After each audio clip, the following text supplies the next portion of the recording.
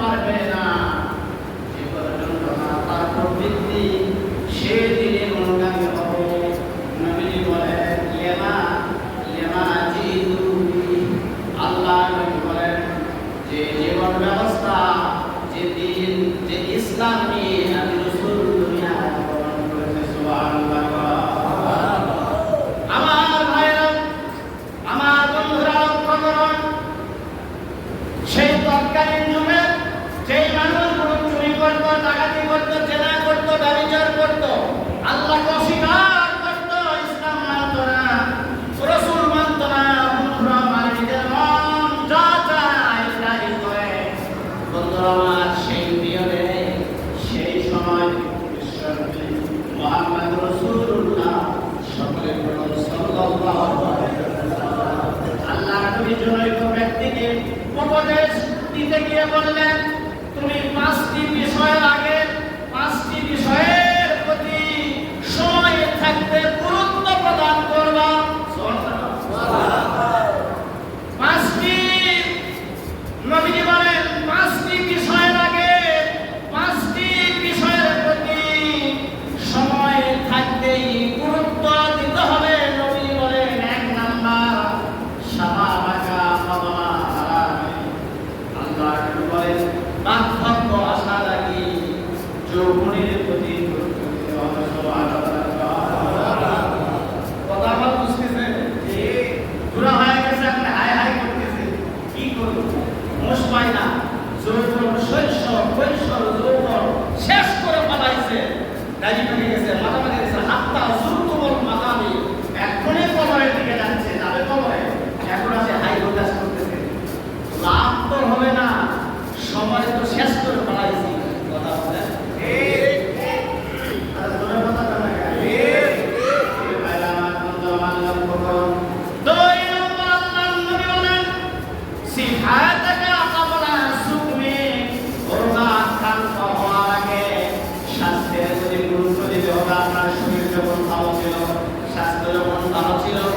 আপনার সক্ষমতা ছিল, আপনি অসুস্থ হন নাই, ব্যাধিগ্রস্ত হন নাই, সেই সময় আপনার উচিত ছিল বেশি বেশি করে আল্লাহর জন্য আমল করা। আওয়াজে কথা বলুন, ঠিক কিনা? যখন পুরা হয়ে যায়, উঠতে আল্লাহ, বসতে আল্লাহ, শুতে আল্লাহ, খাতে আল্লাহ, শতবার আল্লাহ, অথচ এই আল্লাহর তো কোনো দাম নাই। খেলাপ করে আপনি আল্লাহ আল্লাহ করছেন, কোমর ব্যথা করে আল্লাহ, একমাত্র আল্লাহ, পিঠের হাত গড়গড় করে পায় আল্লাহ। আল্লাহকে যখন আল্লাহকে টাকার দরকার ছিল তখন তো ডালো না। কথা বলেন, ঠিক কিনা? ভাই আমার বন্ধুরা, হয়তো আপনাকে মন খারাপ করতেন, হুজুর কেমন কথা, যুবকের একবার আল্লাহ বলা, পুরা 70 বার আল্লাহ বলা চাইলে জানি মারহাবা দেন। জীবনটা বরবাদ করে দিয়েছেন, এখন বলার সময় ফুটলাম না, লাভ হবে না। ভাই আমার বন্ধুরা, লক্ষ্য করে আল্লাহ নবী বলেন 3 নম্বর ইনাকা কাবলা ফাকরি, আল্লাহর নবী বলে দারিদ্রতা আসার আগে সচ্ছলতার প্রতি গুরুত্ব দিতে হবে। সুবহানাল্লাহ। আপনার বাড়ি আছে, গাড়ি আছে, ব্যাংক আছে, ব্যালেন্স আছে, টাকা আছে, পয়সা আছে, মাল পানি আছে, যত টাকা পয়সা আছে, মাল পয়সা আছে, আপনার যখন আপনি ধনী বেশি বেশি করে দান করবেন, মারহাবা না? ভাই আমার, যদি আপনি গরিব হয়ে যান, কোনো ব্যক্তি সকালে গরিব, সন্ধ্যার বেলা ফকির হয়ে যায়, আমাদের কথা বলেন, ঠিক কিনা?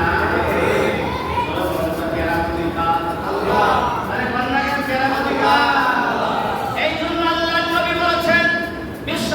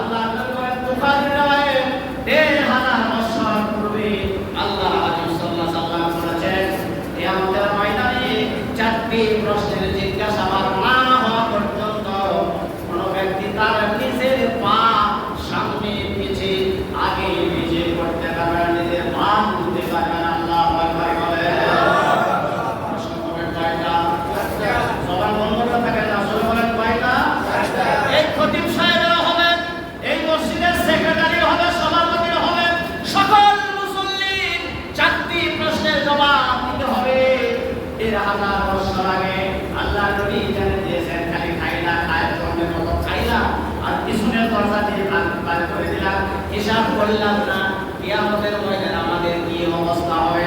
আল্লাহ নবী বলেন, এক নম্বর আনা উমরিহি ফিমা আফনা। আল্লাহ নবী বলেন তোমার জীবনটা কোন কাজে শেষ করেছো, বিষয় একটা আমি জীবন দিয়েছিলাম, তোমার জীবনের সময়গুলো কোন কাজে ব্যয় করেছো। বিশাল একটা হায়াত দিয়েছিলাম, 60 বছর, 70 বছর, 80 বছর, 90 বছর, 100 বছর পর্যন্ত হায়াত দিয়েছিলাম, তুমি কি করেছো? ঠেঙ্গা মারা জমিনে আমি আল্লাহ আমার আদালতে তোমাকে জবাবদিহি করতে হয়েছে। কথা বলেন ঠিক কিনা? এক নাম্বার এই সুন্দর জীবনটা কোন কাজে লাগাইছেন। 2 নম্বর আল্লাহ নবী বলেন ওয়ান শাবাবিহি ফিমা আবলা। আল্লাহ রাসূল বলেছেন 2 নম্বর নবীজি বলেন যৌবন কোন কাজে ব্যয় করেছো।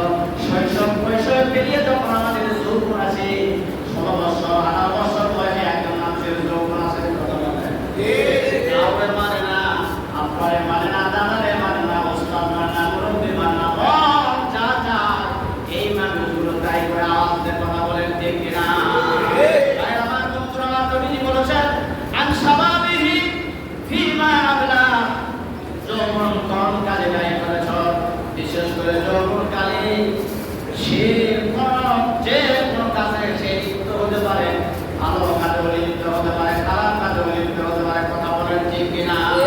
3 নম্বর আল্লাহ রাসূল বলেছেন, বিশ্বনবী সাল্লাল্লাহু আলাইহি ওয়াসাল্লাম বলেছেন আন মালিহি মিন আইনা ইকতাসাবাহু ওয়া ফিমা আনফাকা। আলাদা আল্লাহ রাসূল বলেছেন, বিশ্বনবী সাল্লাল্লাহু আলাইহি ওয়াসাল্লাম বলেন অত্যন্ত মনোযোগ শুনতে হবে। নবী বলেন 3 নম্বর দুনিয়াতে ধন সম্পদ টাকা পয়সা কিভাবে উপার্জন করেছো, আর এই টাকা পয়সা কোন কোন কাজে ব্যয় করেছো। আল্লাহু আকবার বলেন, কামাইছো আর খরচ করেছো, কথা বলেন ঠিক। 3 নম্বর বলা হবে ধন সম্পদ টাকা পয়সা কিভাবে কামাই করলা, কিভাবে খরচ করলা। 4 নম্বর আল্লাহ রাসূল বলেছেন, বিশ্বনবী সাল্লাল্লাহু আলাইহি ওয়াসাল্লাম বলেন, নবীজি বলেন ওয়া আলি ইলমিহি মাযা আমিলা ফি। আল্লাহ নবী বলেন শিও ইলম অনুযায়ী কতটুকু ভালো আমল করেছো। প্রশ্ন করবেন কে? আল্লাহ। জয় বলে আল্লাহ। আরেকটু জয় বলে আল্লাহ। প্রত্যেকটা মানুষকে যারা উপস্থিত আছেন আমাদের প্রত্যেককে আল্লাহর আদালতে জবাবদিহি করতে হবে।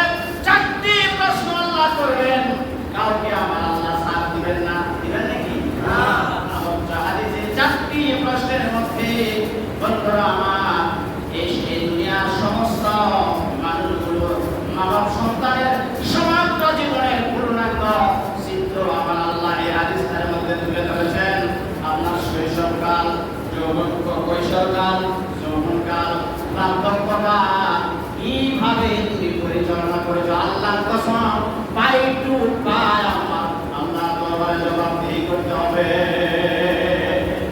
ঠিক কিনা?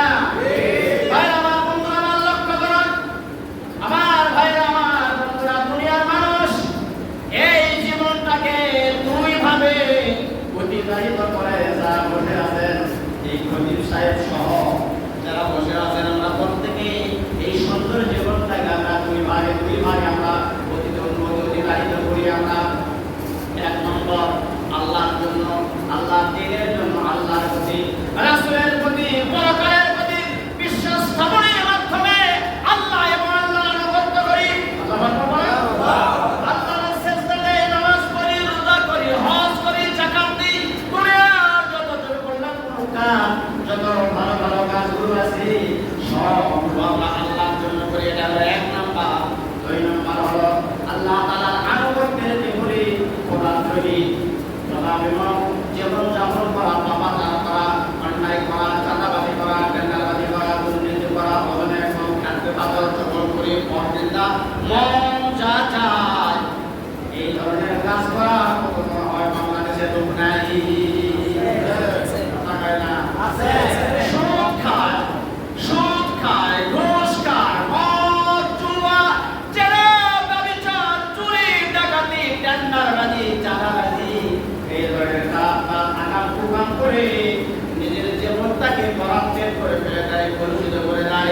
দুই ভাবে মানুষ কাজ করে আসে।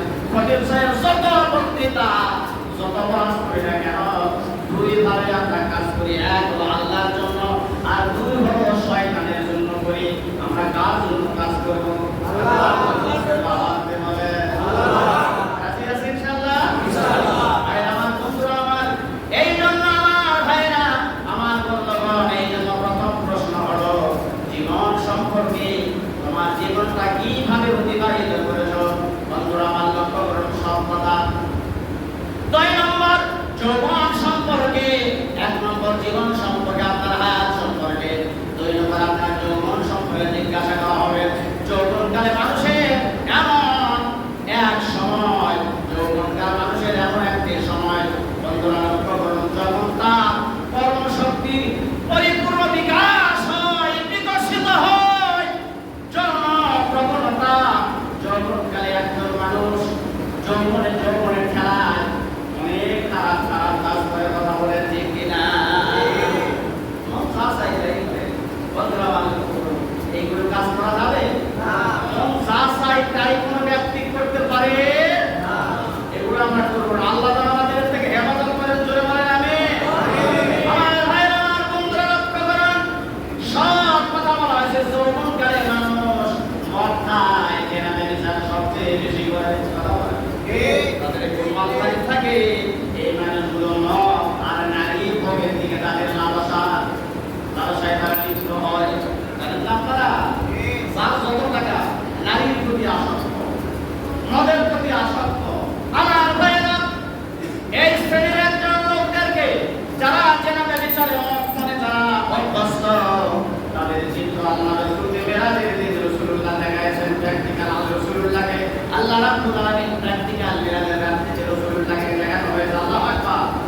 আল্লাহ নবী সাল্লাল্লাহু আলাইহি ওয়াসাল্লাম এক জায়গায় দেখতে পেলেন একদল যুবক যুবতীর সামনে, যারা কেনাবেচার দুনিয়ায় করত, আকাম কুকাম করত, তাদের সামনে আল্লাহ রাসূল বলেন 2 ধরনের ট্যাক্সিতে গোশত ভাগ করা আছে। একটা হলো ঘোড়া গোশত, সুবহানাল্লাহ, একটা হলো পোশা দুর্গন্ধযুক্ত গোশত।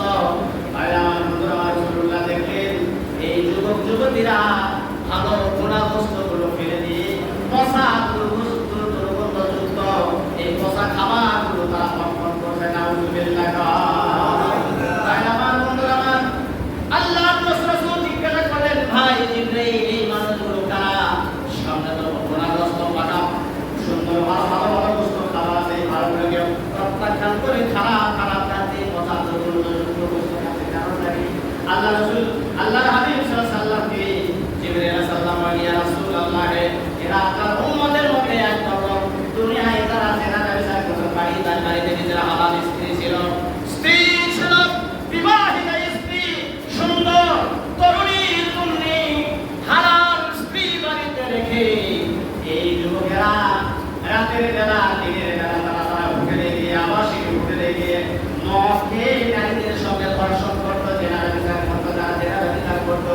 এই লোকদের একটা দৃশ্য আপনাকে দেখানো হচ্ছে। বলেন না, নাউযুবিল্লাহ।